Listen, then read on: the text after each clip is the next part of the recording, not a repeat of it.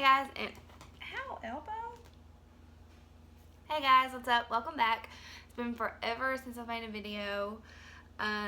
So if you have me on any social media like Instagram or Facebook, then you probably know kind of what's been going on. If not, me and my wife are pregnant and we're expecting a baby on August 5th. So that whole process has really had me preoccupied, busy, tired, and I've just really not had time to like sit down and film a video, and honestly not really felt like it. But this one I've been needing and planning to make for a really long time, since we first found out that we were pregnant. Actually, since before we found out we were pregnant. So we knew that this was a video that we wanted to do whenever we started looking into pregnancy options for us, and it came to find out that there are not many places that you can find some information. There are some other people that have YouTube channels that kind of talk about it and kind of go through their journey, but you know, it did help us a little bit. But I feel like that there needs to be more information for LGBT couples that are looking to expand their family. So that's what this video is going to be about, just kind of talking about like our pregnancy journey, you know, literally step by step, like everything that we went through, everything that we did, starting from like the very beginning up until now. So obviously the first thing that I've got a list here, so I'm gonna, that way I don't forget anything. My cat is literally driving me freaking crazy. After you've made the decision that you're both ready to expand the family, you're ready to bring a child into this world, you got to figure out like, okay, what facility, what center are we going to use? You know, our question was, we didn't really know. We were like, okay, do we go to a fertility center? Do we go to just like a regular baby doctor? Like, what do we need to do? What do we need to do? Fertility center is definitely the way to go. Fertility centers obviously specialize in helping couples that cannot get pregnant on their own get pregnant. That is definitely where you need to start. I do not recommend going through just like your normal OB. I've talked to a lot of couples that started that route because it is cheaper, and I don't know, not a single one of them were successful. So definitely do a fertility center. When you're choosing your fertility center, yes, location is nice because you are going to have to go there a lot, but that shouldn't be, I don't think, in our opinion, it was not our main focus. We wanted somewhere that, number one, was going to be open and welcoming to us, that we weren't going to feel awkward going there, that they helped other same-sex couples, like we weren't the only one that they had ever seen before, just so that way we didn't feel out of place and just like a normal couple, because that's how we should be treated. So we kind of researched that, and we also wanted to research, you know, somewhere that was like the best, that the doctors had like the top education, and we really wanted a woman to do it, just because, I don't know, we were going back and forth. There was two places we were really looking at. One is all women, one was all men, and we ended up going with the one that were all women just because, I don't know, that's another thing that makes me feel more comfortable. And so that's totally a personal preference. Some people might not care, but that was just something that helped us in our decision. So we ended up going with Bethesda Fertility Center, and that's actually in Cincinnati. They're in with Bethesda Hospital. And we actually also got referred there from another couple that had insemination done there as well, and they got pregnant on the first try, and they loved it. So we were like, you know what, let's go, let's try it out. So we make the appointment, get in like a couple weeks later. They ask you a million questions. A couple of things to know kind of before you go. You need to be tracking your cycle. Like, you can get like a period tracker app on your phone, whatever, just to keep track of that and make sure that you're ovulating when it says that you're supposed to, that your periods are normal, because they will ask you all these questions. They'll ask you questions down to like, how many tampons do you use a day? Like, they ask you very personal questions, but they were so nice. Like, we absolutely loved every single one of them. None of them made us feel like out of place or awkward. We were obsessed with everyone. So your first appointment, you also do blood work where they test for like STDs, just like your vitamin levels, just like all kinds of your, like, see how healthy you are. And they also do genetic testing. So they test whoever is going to be carrying the child. They test for like cystic fibrosis, There were 2 other things. They tested for free for 3 things. So then they also talk to you about the different procedures that you can go through. So, there's 2 that are pretty common.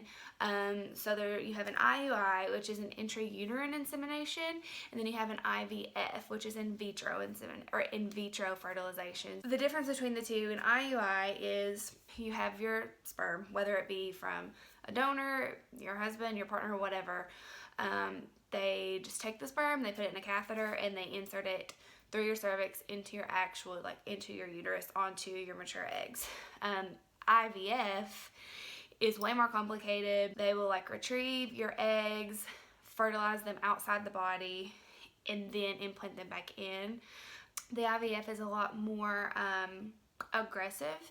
Your success rate of getting pregnant is higher with IVF just because they are inserting already fertilized eggs into your body. Your body just has to accept the eggs.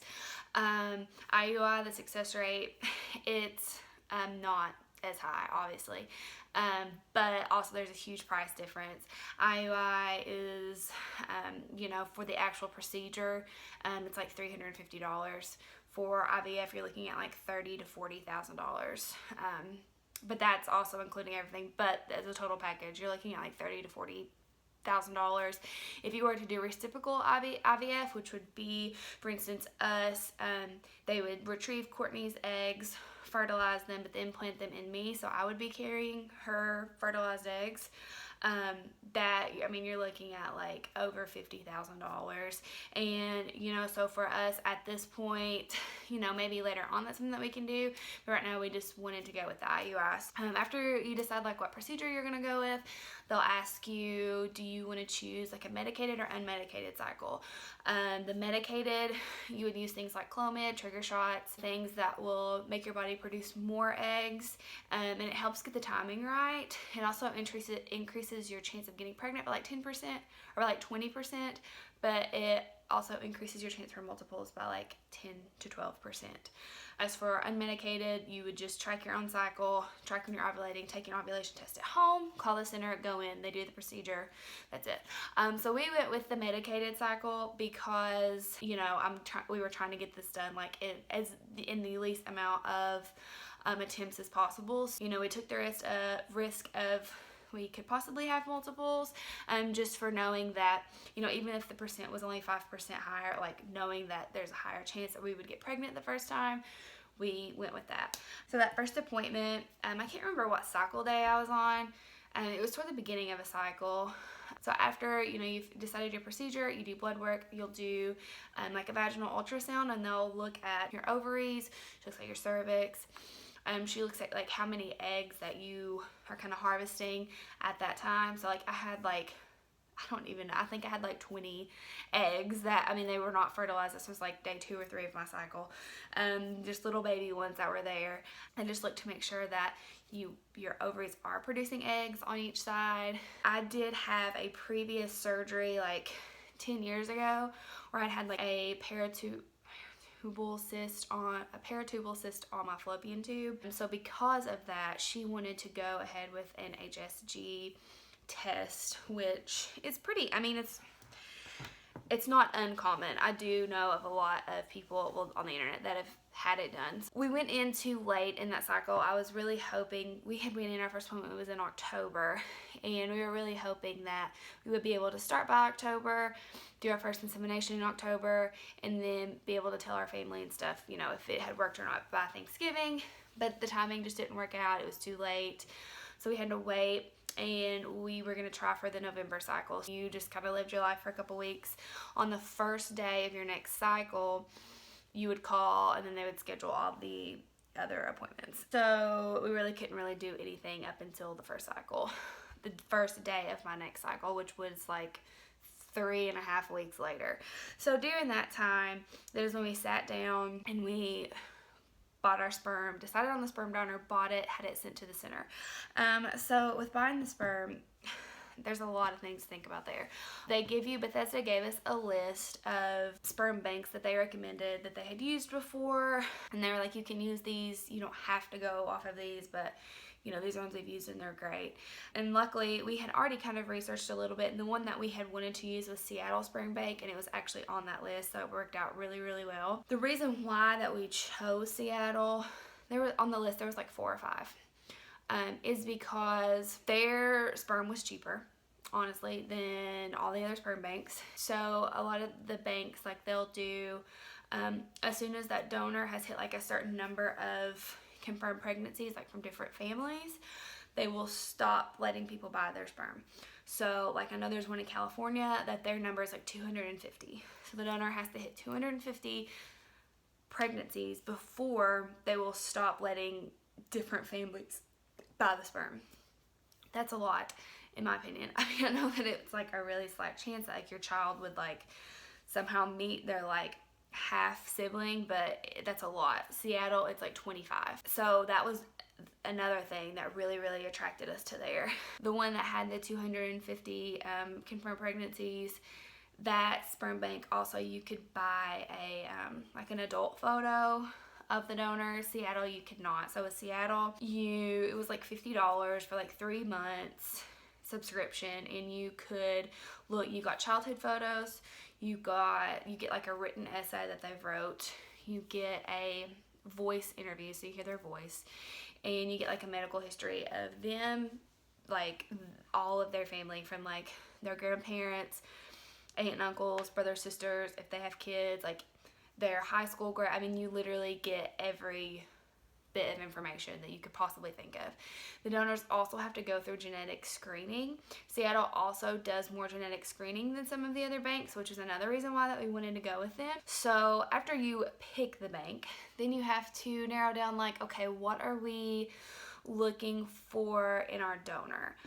Which was kind of tricky because, you know, we didn't know if we wanted to look for a donor that has like Courtney's characteristics, that kind of looks like Courtney, just where I would be carrying. Or do we want to go with someone that's just athletic, or someone that's really creative, someone that is musical, someone that is just really smart? So we ended up, you know, talking it over, and we ended up going with a donor that was really smart. Our next child, I think my wife is going to carry. So that kind of ruled out us looking for a donor that kind of looks like her, because she will be carrying the second child. So we just wanted to go with a donor that is healthy. Their whole entire family's healthy. They have no health issues, and really smart. Yeah, you can look at their jobs, their high school grades, college grades, their ACT, their SAT, everything. So you purchase the sperm. So our fertility center recommended to purchase 2 vials of sperm, so that way, because shipping cost is outrageous, so that way you already had 2. If the first one didn't work, you had one for the next month, and you didn't have to pay that crazy shipping.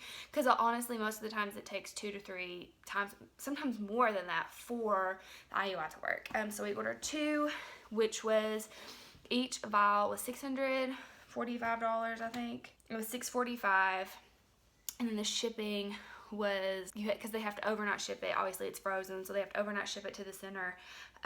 Altogether with the 2 vials and the shipping, it was like $1,550, I think, for 2 vials of sperm. So sperm is very, very expensive, but you gotta have it. We ordered that's sent to Bethesda. They have that. So by this point, there's like a week left until I should be starting my period. Also during this time, you know, of course I was researching, like, are there ways that you can eat? Like, what kind of, you know, are there things that you can eat, things you can drink, things to do that's going to improve your chances of getting pregnant? So we tried to do like 6 to 8 weeks before the insemination. We tried to do pretty clean eating. I mean, we were not eating like 100% clean eating for every single meal, but we tried to do it for most cases, and we did really well. No alcohol, no anything like that for like 8 weeks before. And we did also go ahead and start our prenatal vitamins. Anything that we could think of that would possibly help our chances of getting pregnant the first time we were doing it. Also read too, I was drinking pomegranate juice like once the first day of your cycle. It helps with implantation of the egg. So I think it's like 4 to 8 ounces of pomegranate juice a day from cycle day 1. So I did that before just because I like pomegranate juice, but I was for sure making sure that I was drinking it, and it's actually really, really good. So then at cycle day 1, I start my period, and I actually started it a day earlier than I thought I was going to. So super excited. We call the center. they email us with our plan. So our plan was, we didn't decide to do medicated, so from day 5 through 9 we would do Clomid.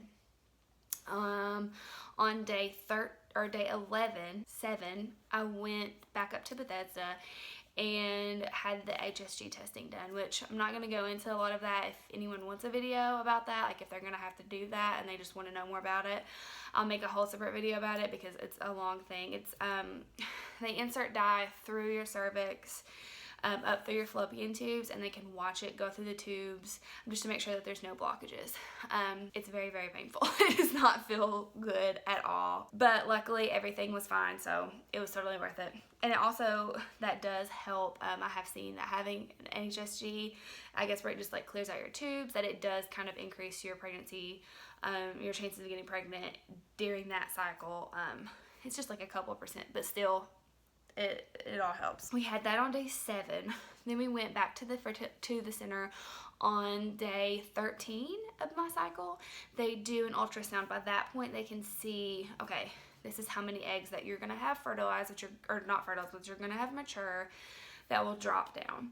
We had 2 on one ovary, we had 2 on the right, 1 on the left, that were mature, and so we knew that all 3 of those eggs would drop. So that means that there would be a chance that all 3 of them could fertilize and we could have had triplets. So, which was kind of nerve-wracking, but you know what, that also means that there's more chances for at least one of them to take, so we did really. She was like, okay, everything looks good, so we're gonna do the insemination in 48 hours. So tomorrow night at 10 o'clock, you will do your trigger shot. So what a trigger shot is, you do it at home. It's a shot that you give yourself, or your partner can give you, anyone can give you, in the stomach, that will trigger ovulation 36 hours exactly after the shot. So they can plan exactly that you will be ovulating during your insemination. It's awesome. For me, I was really nervous because Courtney was going to have to give it to me, so I was kind of freaking out. She did awesome. It didn't hurt at all. It was like the tiniest needle ever. You couldn't even feel it. It was not a big deal, but I was panicking because she was having to give it to me, and it was just, it was bad time. Then we went in for the insemination, so, you know, we're super, super nervous. You go in, you have to retrieve the sperm. They make you look at the donor number and your name and make sure that it is your sperm, that it's the right sperm. Then you take it over to the doctor. I guess they also look at, I don't know, all kinds of percentages, like the motility percentage, how much like actual sperm is in it. I don't know. And then they also tell you when you go in, like, okay, yours had 65% motility and so many million things. I don't know, I can't remember, but she said it looked good. So for the actual insemination, it's literally nothing. It's almost literally goes like a pap smear. She just puts, and when I say that she puts the sperm, it's literally the size of like your pinky nail, the amount of sperm that they use. I saw it and I was like, that's it? It's nothing. Into like a catheter, she just pushes it through your cervix, and you literally can't even, well, compared to the HSG, it was literally nothing. It hurt. It was a little more uncomfortable than a pap smear, I will say that, but it's not bad at all. And she puts it in, so like the whole thing takes like less than a minute. Then they leave. You have to lay for like 10 minutes. Then you're good to go. You get up and everything's fine. Call them back in 14 days after you've taken a pregnancy test and let them know. If it's positive, you have to go in for blood work. If it's negative, you set up for the next cycle. And then we would start it all over the next month. Of course, I was like, okay, I'm going to start taking pregnancy tests like 2 days later. But with the trigger shot, you can't do that. Like, you could take a pregnancy test the next day and it will tell you that it's positive, because that trigger shot is like the pregnancy hormone. So it will pick up on an at-home pregnancy test for even 10 days past insemination. So, well, really not 10, like 7 to 8. So we waited until about 10 days passed. I could not wait till 14. So we waited until about 10 days passed and started taking some at-home pregnancy tests, and they started to show positive. We took one morning and night until day 14, which day 14 was Thanksgiving Day for us. So we were around so much family. You know, we wanted to tell them so bad. It was really, really hard, but they were, you know, showing positive. And also, you know, the day of the insemination, you do cramp and bleed a little bit and you're kind of bloated. And then I was fine up until about day 9, which is why I wanted to take the test on day 10 after, because I was having some like cramping. So I was like, okay, it's either I'm cramping because I'm getting ready to start my period, or this could be like implantation cramping, which I think it was implantation cramping. So we were getting the positive test. We called the doctor. We go back in on the Monday after Thanksgiving for blood work. So they look for the HCG hormone, which is the pregnancy hormone. As long as it is above 5, you're pregnant. So you would go, we went in on Monday, and then we went in again on Wednesday. That number needs to at least double. If it doesn't double, or if it decreases, then you're not pregnant. So the first day that we went, our number was like, it was like 500 and something, which initially we were freaking out because usually people's are like 100, you know, something. Ours was 500. So initially in my mind, and kind of the doctors kind of was like, you probably are pregnant with multiples. A lot of times if with twins or triplets, your HCG hormone is a lot higher than just singleton babies. So we were like, okay. So we went back on Wednesday, and you know, the number should double. So she was like, we're looking for like, no, our number wasn't 500. Our number was 800. She was like, so it's such a high number, it might not double. So we're looking for at least like 1100 or something. Ours was like 3,200. I was like, we're pregnant with triplets. Like, we're having triplets for sure. It was too early to do an ultrasound.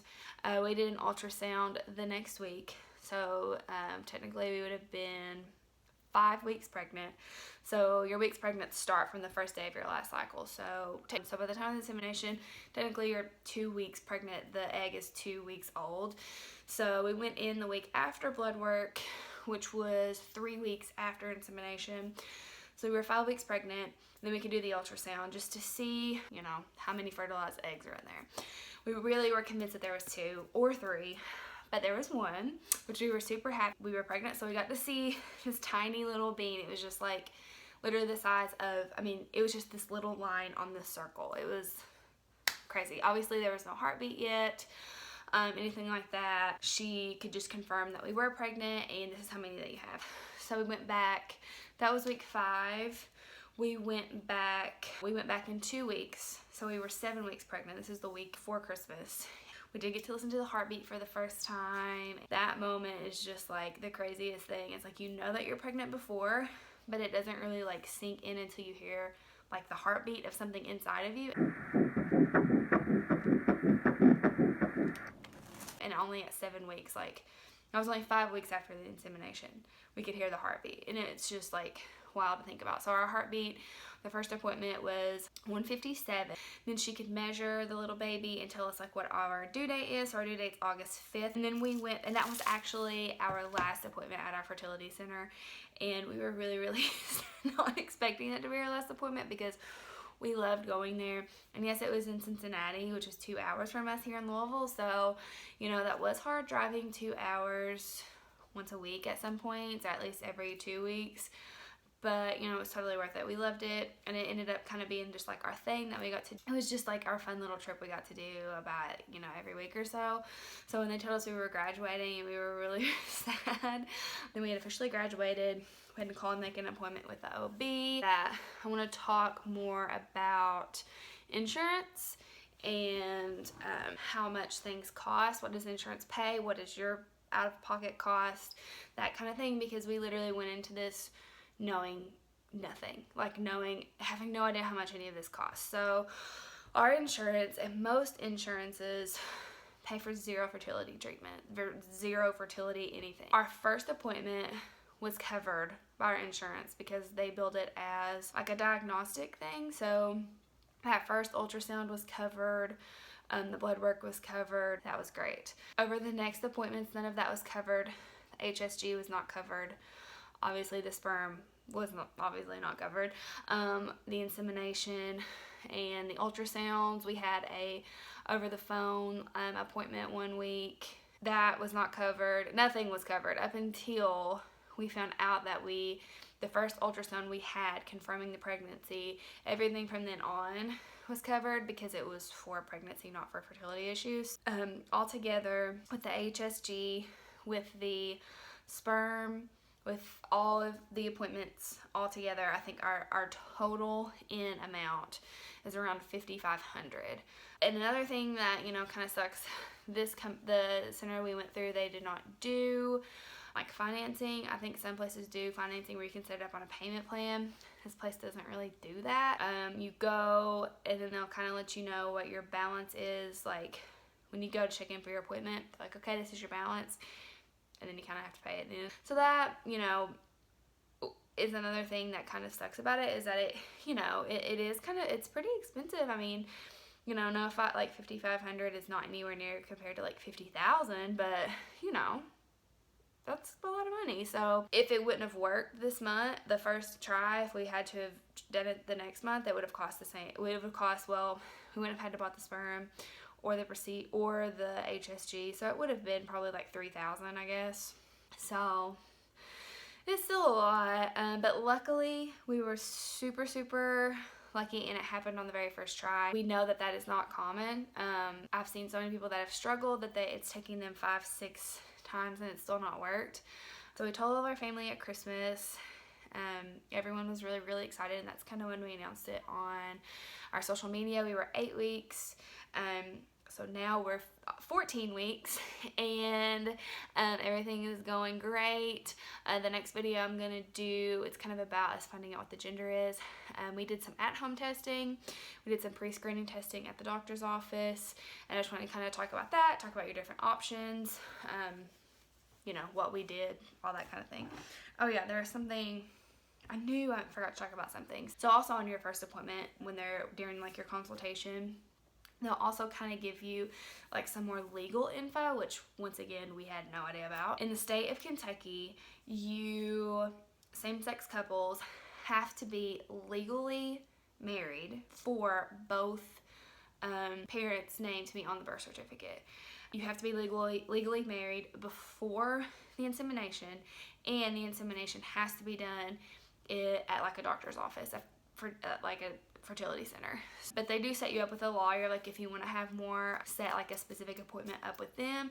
If you have any more like legal questions you want to ask, you can do that. We did look more into, eventually Courtney will have to kind of legally adopt the child, even though we are married, just to save her if something were to ever happen. That way there would be no issue of anyone trying to take her child from her or say that it's not hers or something ridiculous. It's just something there to make you both feel better with how this country is going. You never know. So you have that also legal backing of safety that I guess, I don't know, in a few years. But so that's something else to think about. I'm trying to think if I forgot anything else. If you guys have any other like questions or just want to know more information, you can just leave a comment down below and I'll be sure to answer it the next video. Also, I'm gonna like insert some pictures from our ultrasounds, and I'll try to do our little video of our first heartbeat clip in here also, just so you can kind of see that. Also, if you want, our fire alarm is going dead, so it's beeping. It's driving her crazy.